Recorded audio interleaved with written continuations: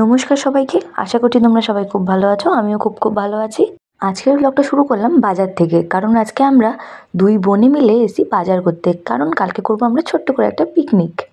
তো আমরা পিকনিকে সমস্ত কিছু বাজার করে নিয়ে চলে এসেছি। আর আজকে আমাদের পিকনিকে আমিষ কিছু হবে না, নিরামিষ হবে, কারণ আজকে আমাদের একাদশীর পরের দিন, আমাদের পরের দিনকে নিরামিষ হয়, তাই জন্য নিরামিষ সব রান্নাবান্না হবে আজকে। মানে তোমরা বলতে পারো নিরামিষ পিকনিক একটা, ছোট্ট করে, বেশ মজাই হবে সবাই মিলে ছাদের মধ্যে।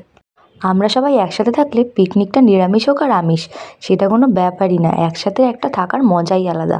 সবসময় তো একসাথে থাকা হয় না, যখন আমরা একসাথে হই প্রচুর মজা করি আমরা সবাই। আর এই শীতকালের মধ্যে যদি হয় ছাদে রান্নাবান্না আর ছাদে রোদের মধ্যে খাওয়া, তাহলে তো কোনো কথাই নেই। আমরা সবাই যেহেতু চা লাভার, তাই পিকনিকের মাঝখানেও চা খাওয়াটা কিন্তু ছাড়িনি। আজকে আমাদের মেনুতে ছিল ফ্রাইড রাইস, পনির বাটার মশলা, ফুলকপির রোস্ট, গরম গরম বেগুনি, মিষ্টি আর পাঁপড়। দিদি রান্না করেছিল ফুলকপি রোস্ট, আমি করেছিলাম পনির বাটার মশলা। আর তারই মাঝখানে দেখো আমি ছাদের সমস্ত গাছের ভিডিও করে নিয়েছি। আমাদের ছাদে প্রায় প্রচুর গাছ, গাঁদা গাছ, বিভিন্ন রকম কাগজি ফুল গাছ, তারপরে অনেক রকমের গাছ আছে। আমি সব গাছের নাম জানি না যদিও, কিন্তু প্রচুর গাছ। এত ভালো লাগে ছাদে গেলে, মনটা এমনি ভালো হয়ে যায়। তো দেখো আমাদের পিকনিকের রান্নাবান্না প্রায় সবগুলোই হয়ে গেছে।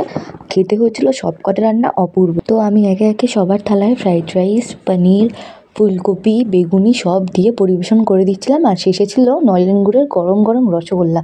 আমাদের এখানে রসগোল্লাগুলো এত টেস্টি খেতে, তোমাদেরকে কি বলবো। একটা খেলে একদমই মন ভরবে না, বিশেষ করে শীতকালে গরম গরম নলেন গুড়ের রসগোল্লা। উফ, আমার তো এখনই খেতে ইচ্ছা করছে। তবে যাই বলো আর তাই বলো, পিকনিকটা কিন্তু আমাদের সেরা হয়েছিল। তো দেখো আমি সবাইকে খেতে দিয়ে দিয়েছি। সবাই তো খেয়ে বলছে হেভি হয়েছে সব রান্নাবান্না। সবাই এত ভালো বলছে, এবার তো নিজেকে একবার খেতেই হবে। তো খেয়ে দেখলাম সত্যি খেতে খুব ভালো হয়েছিল। তো আমি খেতে থাকি, তোমরা চ্যানেলটাকে সাবস্ক্রাইব করতে থাকো। ভিডিওটা ভালো লাগলে অবশ্যই একটা লাইক করে দিও।